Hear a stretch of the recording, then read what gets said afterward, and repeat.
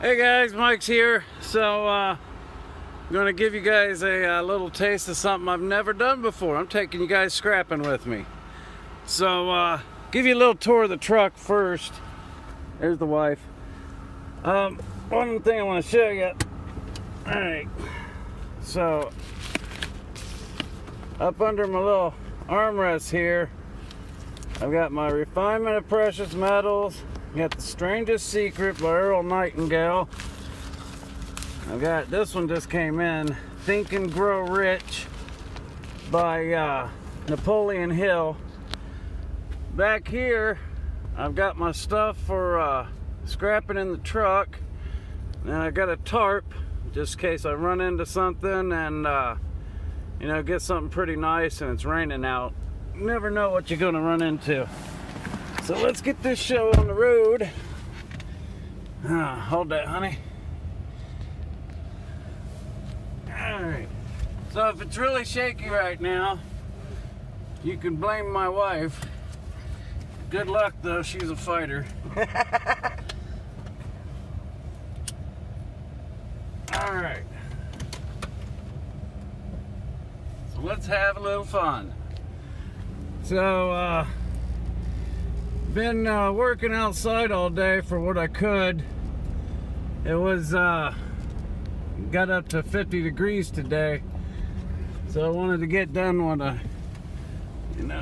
the outside work. I got pretty big prospect I'm working on right now, right around February. It's easily a box truck load of materials, but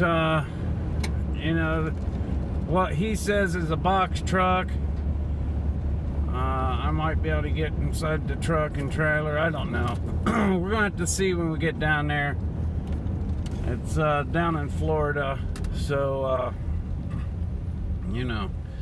So one thing I wanted to talk to you guys about, my lessons for life, you could say. When you're working for yourself, and you work for other people doing different things, clean outs, trash outs, maid service, hauling, whatever it may be. When I work for somebody else, I'm a perfectionist. Do everything I can to make every little item I can perfect. But you know what, guys? When you're working for yourself, sometimes you got to cut corners. I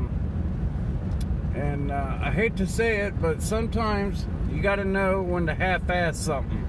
And I hate doing it, but sometimes you got to throw something together that'll make it work for a month or two until you can come back to it. Other things, you got to be spot on. Working on my vehicles here, I never half-ass anything. Hey, first prospects. Looks like you got a shop vac and a metal table. You just gonna cut it or you taking it? A lot of pieces. Yeah, a lot of pieces and parts. Ooh, nice little roller too. So this area is the only area I do curb collecting anymore. One thing about it is it's all legal here. A lot of the areas around me have passed laws to make it illegal to scrap. And guys, I think it'll just get worse from here. I do not take things. What? The dog was running along the ditch. Oh. Whew. Scared. Dog scared the wife. Wife scared me.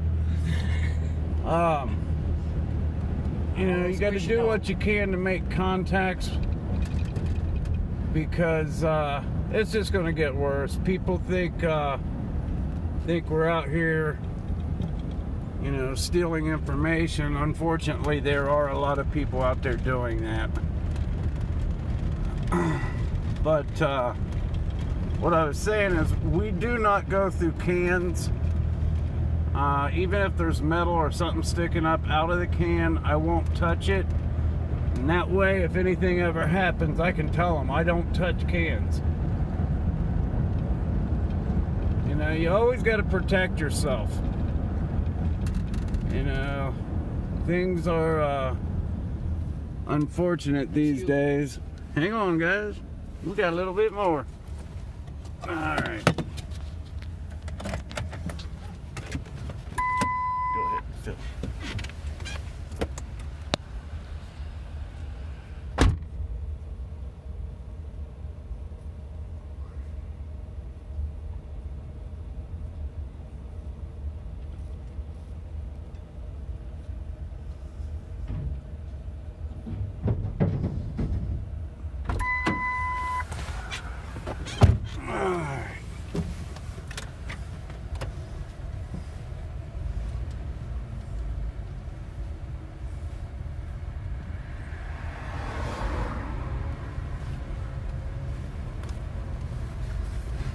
So, that was a ceiling fan apparatus and 3 of those white shelves.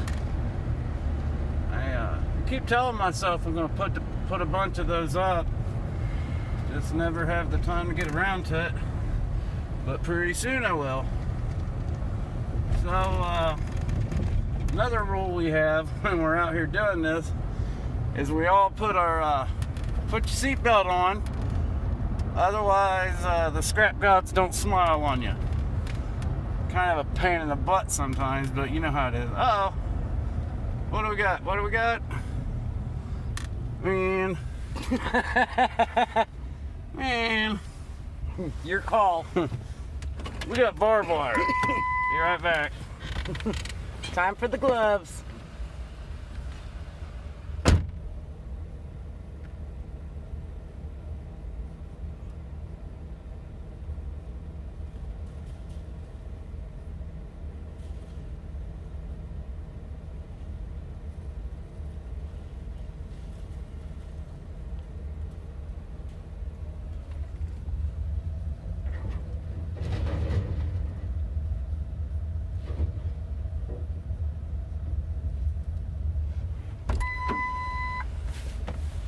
That was not fun.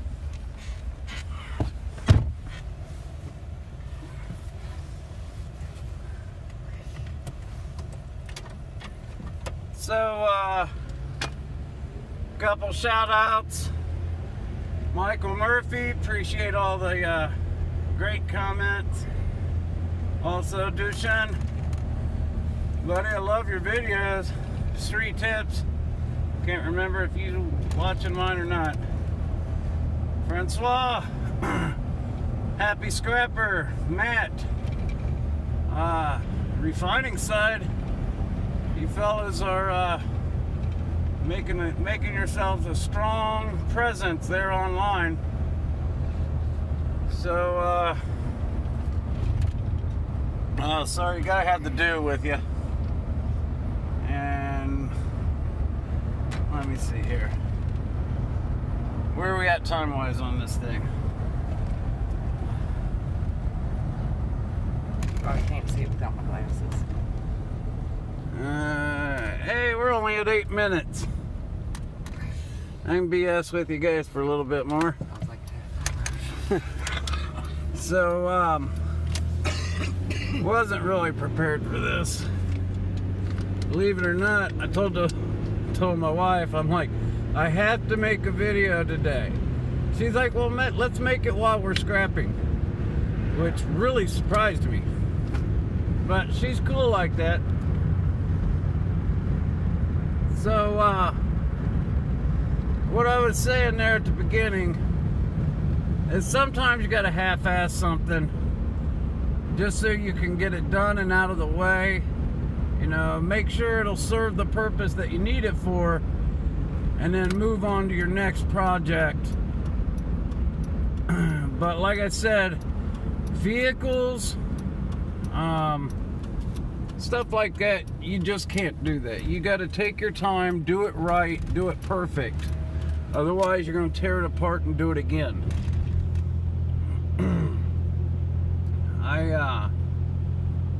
had to repair a floor in the shed out there you guys have seen on my property.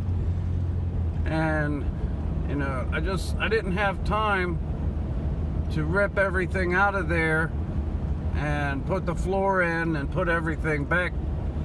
So what I did was I moved everything to one side, nailed down new flooring, moved everything over on top of the new floor, put down some more floor. And that, you know, I know that here later on in the spring or the summer I'll probably rip it up, but honestly, that shed may be heading to the scrap pile. Haven't decided yet.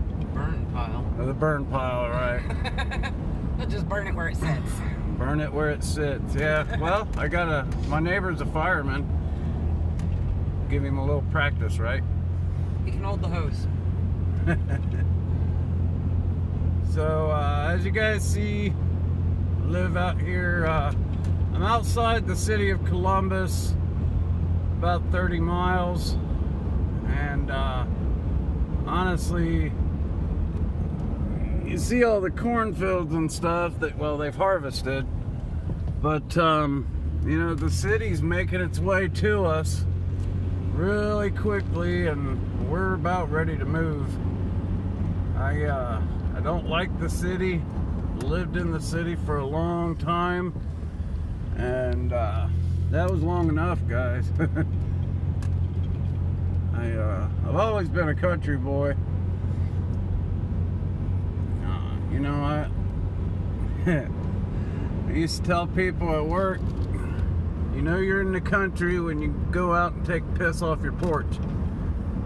So, but it's almost to the point I can't do that anymore. Let's see, what else we want to talk about today? Ooh, I don't know if you guys can see that. There's, the horses are out up on the hill. I keep telling myself to get one of these, you know, in-dash cameras so I can actually film myself driving around and stuff. But, I don't know, $100. I've got other things I need $100 for right now, so I guess once I get ahead. I mean, we're not doing too bad, but you know, that's way too much of a luxury item. I try and do what I can, pay my bills first. I hope everybody else does that too, but a lot of people, you can't never tell. But like I said, you know, the nearest store to me is about 5 miles away. It's I got a pharmacy. There's a Walgreens down there, a couple pizza shops, a bar.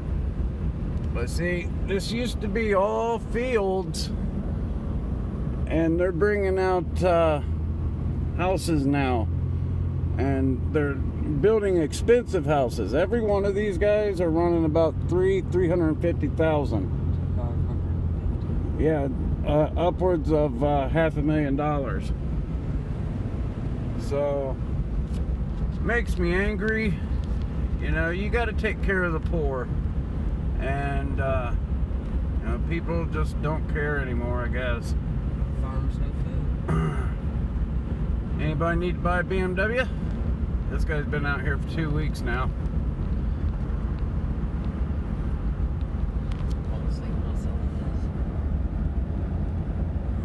Let's see. Well, guys, we're approaching 15 minutes here.